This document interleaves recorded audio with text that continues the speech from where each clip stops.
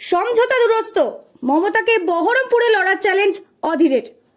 তৃণমূল কংগ্রেসের সঙ্গে কংগ্রেসের আসন সমঝোতার আলোচনার মধ্যেই মমতা বন্দ্যোপাধ্যায়কে কড়া আক্রমণ প্রদেশ কংগ্রেস সভাপতি অধীর রঞ্জন চৌধুরীর। তৃণমূল কংগ্রেস পশ্চিমবঙ্গে আগামী লোকসভা নির্বাচনের জন্য মাত্র 2টি আসন ছাড়তে রাজি বলে দাবি করেন তিনি। তবে অধীর চৌধুরী এদিন মমতা বন্দ্যোপাধ্যায়কে সরাসরি চ্যালেঞ্জ করেন বহরমপুর কেন্দ্র থেকে নির্বাচনে লড়ার জন্য। পাশাপাশি লোকসভায় বামেদের সঙ্গে চলার ইঙ্গিত দেন তিনি। আসন সমঝোতায় তৃণমূল কংগ্রেসকে 2টি আসন ছাড়তে চেয়েছে, একটি বহরমপুর, অন্যটি হলো দক্ষিণ মালদা।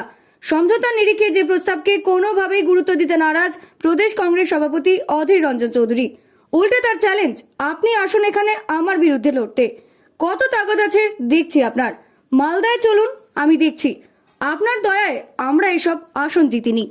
কংগ্রেস হাইকমান্ডের সঙ্গে দ্বিপাক্ষিক আলোচনা হলেও বাংলায় তৃণমূলের সঙ্গে এক ছাতার তলায় চলতে নারাজ, তাই এদিন ঠরে বুঝিয়ে দেন বহরমপুরের দোর্দণ্ড প্রতাপ সাংসদ।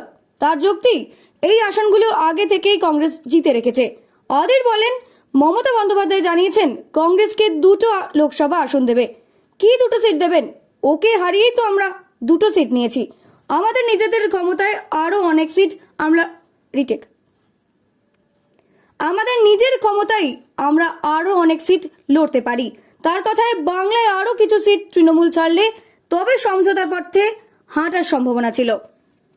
কংগ্রেস সভাপতি অধীর এদিন জানান, বাংলায় তৃণমূল বাকি কংগ্রেসের কাছে 2টি আসন ছাড়ার বদলে অসমে লোকসভা নির্বাচনে 4টি আসন চেয়েছে। এমনকি মেঘালয়, গোয়া থেকেও আসন চাওয়া হয়েছে বলে দাবি করেন অধীর।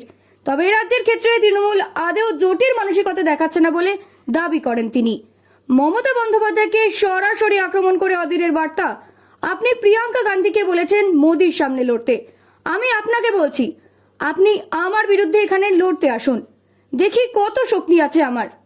যদিও আগামী লোকসভা নির্বাচনে তৃণমূলের জায়গায় বামেদের সঙ্গে আসন সমঝোতা করার ব্যাপারে বেশি পক্ষপাত দেখা গেছে অধীর চন্দ্র রিটেক।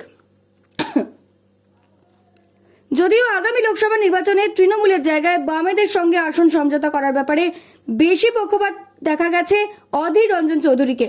তার কথায়, আগেও বামেদের সঙ্গে ভোটে লড়েছেন তারা, সেক্ষেত্রে আগামী নির্বাচনেও বামেদের জন্য দরজা খোলা রয়েছে।